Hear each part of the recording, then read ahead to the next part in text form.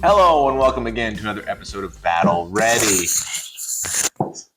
Getting weirder. Getting weirder as time goes on. What? And today we thought we would talk about the new battletome, Disciples of Tzeentch. Tzeentch. So, quick disclaimer: we got this. We bought this with our own dollars. This is not an ad. This is nothing paid. No sponsorship. Nothing like that. But we did want to talk about the Disciples of Tzeentch. Disciples. We've done something similar for Night Hunt, for Daughters, for a lot of different battletomes that we've acquired. And really, a lot of people have looked through and talked about all the different, battle traits and artifacts and stuff like that. But really, what I think the question I want to answer is, from a casual player, if you're just, you're not in the tournament scene, you just want to play with some friends, maybe just play at the local shop, stuff like that. Is this a good army to start with? Is this a good army to get into? All right, so your friend comes to you and says, hey, I'm looking at a couple of Warhammer armies. I really want to start playing, and I think Disciples of Tzeentch. What do you think? What would you say? I would say it's a little complicated with the Destiny dice, because having to roll that and keep track of it. That's interesting. I see the Destiny dice as an extra complication. I think that overall, so my overall message, first, let's just get this out of the way. If you're in love with Tzeentch, you love the Lord of Change, you think the pink horrors, you like the look of it, you love those little bubblegum monsters running around, being all bright colors. If that's the look that you want, then go for it. Go for it. There's nothing in here that should dissuade you. Dissuade. However, I agree with you that this is a little more complex than some of the other ones we've seen, but I don't think it's the Destiny dice. I actually think the Destiny dice are pretty cool and favor new players. So let's talk about some of the pros of Disciples of Tzeentch.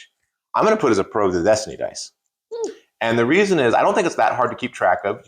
What we do is we roll a different color of dice so that we don't get distracted. And I actually put those dice on a little side table so that I don't accidentally pick them up and roll them with other dice.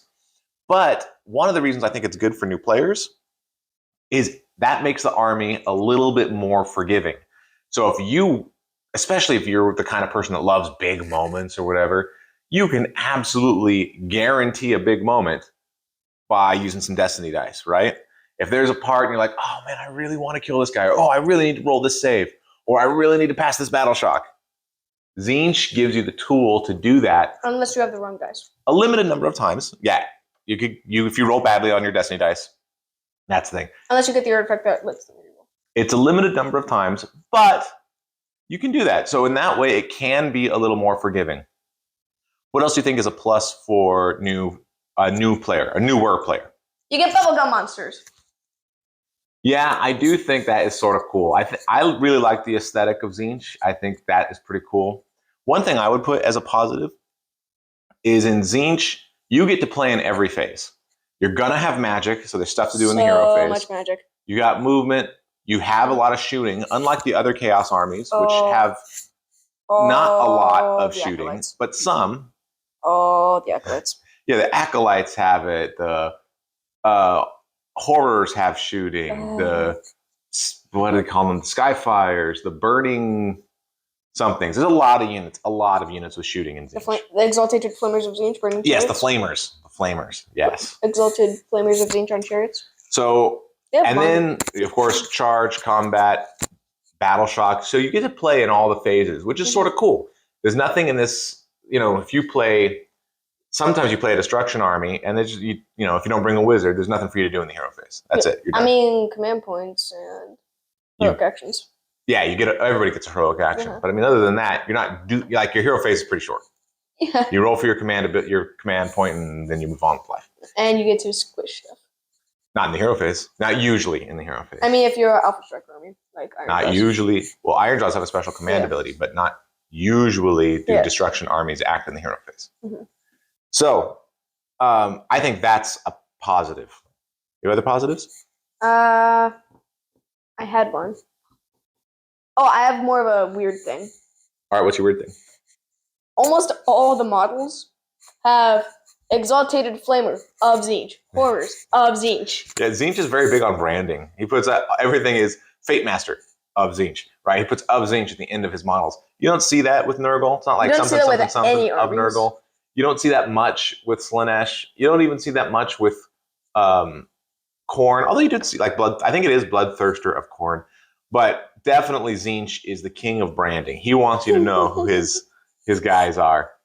Other good things that make it fun to play. One thing I think is actually good is in the prior battletome, the 2.0, you had these things called agendas where you would call your shot at the beginning and say, all right, I'm going to make a 9-inch charge and do some stuff. Or I'm going to kill a unit with 9 models. Or I'm going to do... There's always 9. Yeah, a lot of 9s. I'm going to do 3 casts, right? With the same wizard. And then you would get some kind of ongoing bonus. And that made things hard because you had to plan that out in advance. You had to dedicate resources to it. And then you had to remember whatever bonus you got.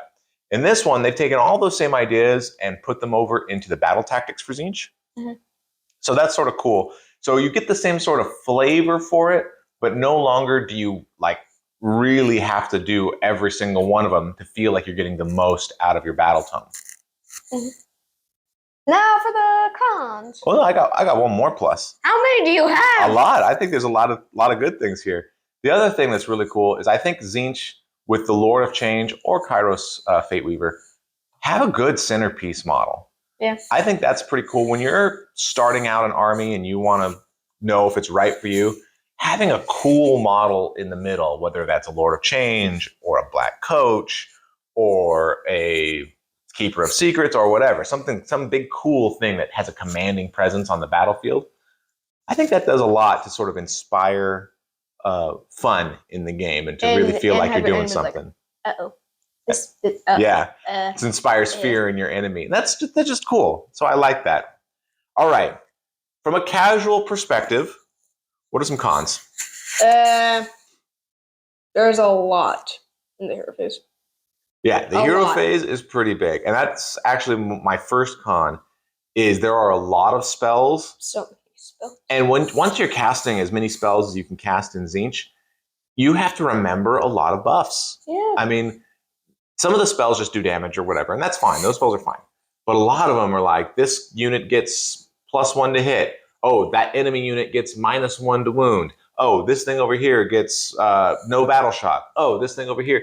And then once you get into when those things actually matter by the end of the turn, or when it's your opponent's turn, right? Because they go next and you're trying to remember, it's easy to forget. And if you forget, I mean, this army is built on casting spells. I mean, a lot of its power comes from the spells. And if you forget those buffs, you're basically depowering your army. I mean, you're getting fate points still. Yeah, you are getting fate points, and that's good. But yeah, you're not getting the most out of your army if you forget some of the things that you cast. And it's easy to forget some of those. What are his battle tactics again? Well, you can look at it. So another thing that I find to be a negative is for a casual player, especially someone who's just starting, is the number of battle scrolls. I mean, war scrolls. Number of war scrolls. There are a lot in here. It's a super wide range. Well, they don't quite as many as Stormcast, but they do have a lot. Yeah. It's a very wide range. You've got a large mortal contingent. You've got a large demon contingent. Lots of mixes and matches. And unfortunately, I think there are some war scrolls that are just misses. They're just not good. And if you don't have experience with Warhammer, it would be really easy to get the wrong thing and to spend $40 on a model thinking it's going to be super cool, and then realize in your first game, oh, shoot, I should have bought that one. Good example of that is the new war scroll for the Zangor Shaman. It's not that good. What does it do? Nothing. Really? He's got a spell, and he flies, but he doesn't give you any buffs. The old Shaman used to give buffs to Zangors, which was sort of cool. But the new Shaman just is sort of a guy that casts spells. There's really nothing special to him. And to compound on that, because it's chaos, it's also a summoning army. Yeah. And that means if you plan to use those fate points and you plan to summon creatures in the game, and you absolutely should, even if you're not building towards summoning, by turn 4, you're going to have enough summoning points to summon something worthwhile. that means you're going to have to buy enough stuff to also have things to summon. So there is more to the army than just buying your initial 2,000 points and heading out. You have to make sure you've got summoning stuff as well. All right, what else do you think? Negatives? Another thing I found that's really weird. They have 3 different cards for flamers. There's Flamer, right? Exalted Flamers of Tzeentch. That's a different thing. And Burning Chariots of Tzeentch, but it's a different thing. Yeah, but they're all Flamers. Yeah. You have 3 different cards for Flamers. Well, those 3 different units. Yeah, but they're not all the same. But there's a lot for Flamers. Yeah, it does have a lot of different kinds. Also, all the flavors of Flamers. And in the lore, it says Exalted is the highest you can get in Tzeentch. Mm-hmm. But this is the only one where it says Exalted. Well, yeah, if that's the highest you can get, so you got to be a Flamer before you can be an Exalted Flamer. Yeah, but shouldn't that apply to others? Like Exalted Magister on Disc of Tzeentch. No, there's no Magisters on disc that get that high, I guess. So that's strange. That's another negative. Any other negatives? Yeah. Maybe the amount of hosts, because there's 8 of them. Yeah, there are a bunch. Well, there's only 6 sub-factions you can choose from. Mm-hmm. So there are a lot of list building challenges. Yeah. However, I think if you sort of decide which one and the one potential negative about it is each one sort of incentivizes you to go a different way. Yeah. One of them empowers your acolytes, one your Zangors, one your horrors, one your Lords of Change, and I forget what the other one does, but it empowers different units. So it's sort of encouraging you to go that direction. So if you have a lot of acolytes, there's really only one sub-faction you want to pick. If you have a lot of Zangor, there's really only one sub-faction you want to pick. So in that way, it's a little bit prescriptive. And so if you're getting it for the first time, you should really do some... It's the kind of army, a little bit like Stormcast, where you want to really plan your list out before you make a lot of purchases. Because if you just start buying things willy-nilly, it can be easy to get into a situation where you don't have the synergies, you don't have the buffs, and you feel like, you have that regret. I should have made different choices. I should have bought some different things. Mm-hmm. So on that sense, I agree. I think it is a negative for the casual player that you need to, there's some advanced planning that's required to get the most out of this Battletome in casual play. Anything else? One cool thing is that you can get a silver tower. Is among your territories. Yeah, the Path to Glory rules look pretty cool. They're if you've seen the Path to Glory in other Battletomes, very similar. They're not breaking any new ground with the Path to Glory, but there's some cool stuff involved. But overall, final thoughts. If somebody says to you, they're new to Warhammer, and they say, hey, what do you think of Tzeentch? Is that a good one to start with? Yes, but just be warned, it's a little complicated. I think that would be my summation as well. I would say, unlike Orcs, I would say yes. Nighthaunt, I would say yes. Some of these other ones, Stormcast, I would say yes. Daughters? Daughters is the one that I said, I don't know.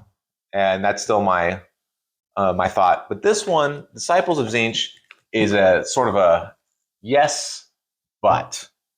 Mm-hmm. If this is what you have your heart set on, or if this is the kind of play style or the kind of aesthetic you like, I don't think there's anything wrong with choosing this army as your first army. Uh-huh. But I think you need to invest a little bit more time, and I think you need to invest a little bit of more practice. Maybe you play a couple of 1,000-point games, and this actually might be a great army to join an Escalation League or a Path to Glory League. What are you league? An Escalation League. So that's where your first game is like 600 points, and then your next game is 800 points. Bigger. Your next game is 1,200 points, exactly. And then by the time you're, a month in, it's your 5th or 6th game, you're doing 2,000 points. But that way you're playing the same army over and over and over and over. Learning the rules. And you're learning the rules. So this might be if you want to learn Tzeentch and get the most out of it, then that might be the best way to go about it. So if you're interested in Disciples of Tzeentch, I don't think there's any reason not to pick up this army, but just be aware that it might require a little bit more preparation than some of the other armies out there. Final thoughts? I think I already said them with the yes. All right. All the final thoughts. Well, hopefully this has been interesting. If you're interested in Disciples of Tzeentch, definitely check it out. Let us know what you think of Tzeentch in the comments. And this has been another episode of Battle Ready. Ready.